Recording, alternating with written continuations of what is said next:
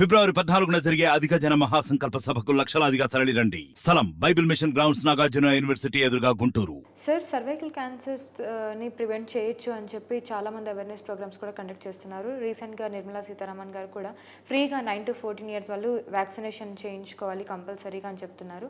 So vaccination అనేది ఏ age నుండి ఏ age వాళ్ళు వేసుకోవచ్చు. సో నిజంగానే 100% ప్రివెంటబుల్ ఇది అనేది చాలామందికి తెలియాల్సి ఉంది. సో దాని గురించి. సో సర్వైకల్ క్యాన్సర్ అనేది అండి ఖచ్చితంగా ప్రివెంటబుల్ క్యాన్సర్. ఎందుకంటే మనకు దాని కారకం తెలుసు కాబట్టి. ఇంకొక స్టాటిస్టిక్స్ పరంగా మనం చూస్తే సర్వైకల్ క్యాన్సర్ అనేది వరల్డ్లో 9th మోస్ట్ కామన్ క్యాన్సర్, అందరిలో కలిపితే విమెన్లో 7th most common cancer, and it is one of the major cause of death in women. Actually ఇండియాకి వస్తే it is 2nd most common cancer and most common cause of death in as a cancer cause in India. Cervical cancer death rates చూస్తే western కంట్రీస్లో death rates చాలా మటుకు తగ్గాయి. మీరు US, UK చూసినా, Australia చూసినా చాలా మటుకు తగ్గాయి. ఎందుకంటే వాళ్ళు స్క్రీనింగ్ ప్రోగ్రామ్స్ కానీ దానికి సంబంధించిన వ్యాక్సినేషన్ కానీ మనకంటే చాలా ముందరగానే ఇంప్లిమెంట్ చేస్తారు. వేరస్ ఇండియాకి వస్తే డెఫినెట్లీ ఇప్పుడు మనకు సెంట్రల్ గవర్నమెంట్ వచ్చిన వ్యాక్సినేషన్ ప్రోగ్రామ్ అనేది very progressive thought, and it is going to prevent majority of the cancer deaths which are due to cervical cancer, which we have started actually we have to say on a late note. ఎందుకంటే మన ఇండియాలో కూడా cervical cancer vaccination అనేది already test చేశారు. But దాంట్లో అప్పుడు జరిగిన కొన్ని మిస్టేక్స్ వల్ల, లేకుంటే కొద్దిగా మీడియా డిస్టార్షన్ వల్ల జరిగిన పనుల వల్ల ఆ వ్యాక్సినేషన్ అనేది చాలా డిలే అయింది. సో మీకు అందరికి గుర్తుంటే ఒకప్పుడు సర్వైకల్ క్యాన్సర్ వ్యాక్సినేషన్ ఇచ్చేసి దీనివల్ల కొన్ని డెత్స్ జరిగాయని చెప్పి ఆ వ్యాక్సినేషన్ ప్రోగ్రామ్ని కంప్లీట్గా కట్ డౌన్ చేయడం జరిగిపోయింది. మళ్ళీ తర్వాత చాలా సంవత్సరాల తర్వాత టెస్ట్ మళ్ళీ స్టార్ట్ అయ్యి ఈరోజు మన నిర్మలా సీతారామన్ గారు పార్లమెంట్లో అనౌన్స్ చేశారు free vaccination, cervical cancer preventive vaccination అని చెప్పారు. Very progressive measure by government. So ఈ క్యాన్సర్ వ్యాక్సిన్ అనేది హెచ్పివి వైరస్ని ప్రివెంట్ చేసేది. సో ఎప్పుడు మనకు హెచ్పివి వైరస్ అనేది వస్తుంది? So once you become sexually active, మీకు హెచ్పివి వైరస్ అనేది ట్రాన్స్మిషన్ జరుగుతుంది.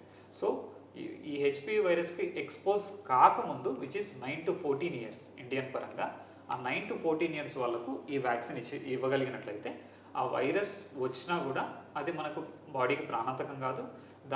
ఆ వైరస్ ఎఫెక్ట్స్ రాకుండా ఈ వ్యాక్సిన్ మనల్ని ప్రివెంట్ చేయగలదు. సో ఆ ఇన్ఫెక్షన్ నుంచి అది క్యాన్సర్గా మారకుండా ఈ వ్యాక్సిన్ ప్రివెంట్ చేయగలుగుతుంది.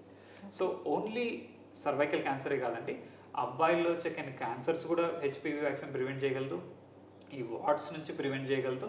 But the major role of this HPV vaccine will be to reduce the HPV infection rate and to prevent the virus from causing cancers in this women.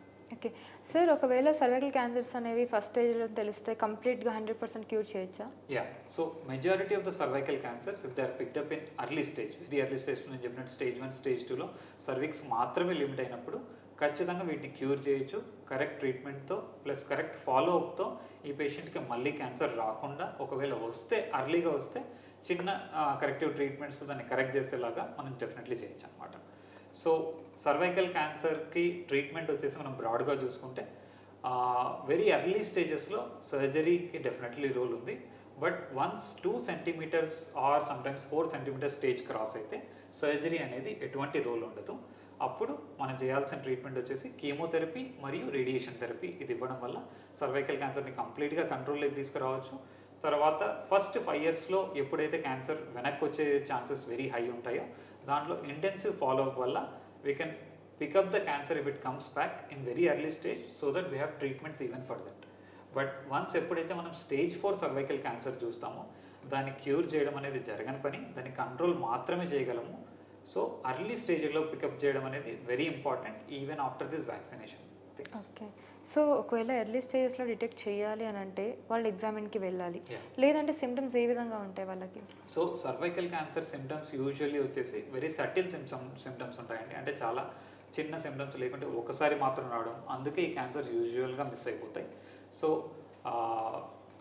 Sexual యాక్ట్స్కి తర్వాత bleeding రావడం కానీ, లేకుంటే menstrual సైకిల్కి మధ్యలో bleeding రావడం కానీ, లేకుంటే అబ్నార్మల్గా discharge రావడం కానీ, లేకుంటే చిన్న గ్రోత్ లాగా అనపడడం కానీ, ఇవి రొటీన్గా మన సర్వైకల్ క్యాన్సర్స్ వచ్చే వాళ్ళలో చూస్తాము, రొటీన్గా పేషెంట్స్ కంప్లైంట్ చేసేవి.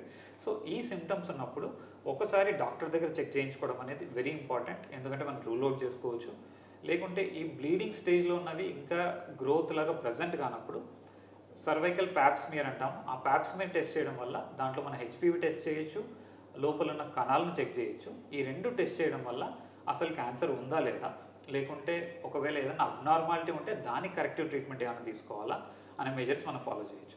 సో సర్వైకల్ క్యాన్సర్ రాకముందు HPV infection, so HPV infection cervical cancer రావడానికి మధ్యలో చాలా స్టేజెస్ ఉంటాయి. అంటే ఫస్ట్ ఒక వైరస్ సర్వీక్స్లోకి ఎంటర్ అయిన తర్వాత ఇన్ఫ్లమేషన్ అంటాం, దాంట్లో మళ్ళీ 3 స్టేజెస్ ఉంటాయి.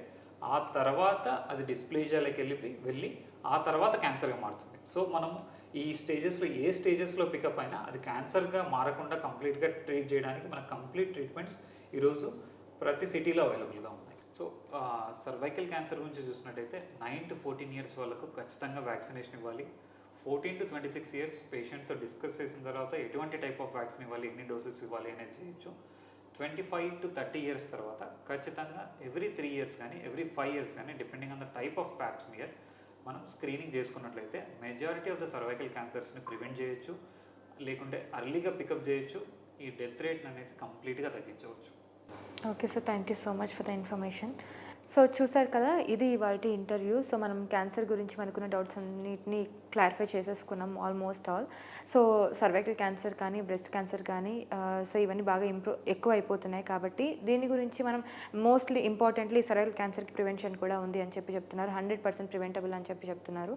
అలాగే మనం ఎర్లీ స్టేజెస్లో కూడా డిటెక్ట్ చేసుకొని క్యూర్ చేసుకునే ఆప్షన్ మనకు ఉంది కాబట్టి సో జనరల్ ఎగ్జామినేషన్ అనేది చేసుకుంటే లైక్ అట్లీస్ట్ 3 to 5 years లోపు ఒకసారి చేసుకుంటే ఏదైనా క్యాన్సర్స్ ఏమైనా ఉన్నా ఎర్లీ స్టేజెస్లో డిటెక్ట్ అవుతుంది అని చెప్తున్నారు డాక్టర్స్ కూడా. సో ఇది వాటి మన ఇంటర్వ్యూ. మళ్ళీ ఇంకొక ఇంటర్వ్యూతో మళ్ళీ మేము ఉంటాను. Thank you so much. మరిన్ని వీడియోస్ కోసం ఛానల్ ని సబ్స్క్రైబ్ చేయండి, లేటెస్ట్ అప్డేట్స్ కోసం వాట్సాప్ ఛానల్ ని ఫాలో చేయండి అండ్ లింక్ డిస్క్రిప్షన్ లో ఉంది.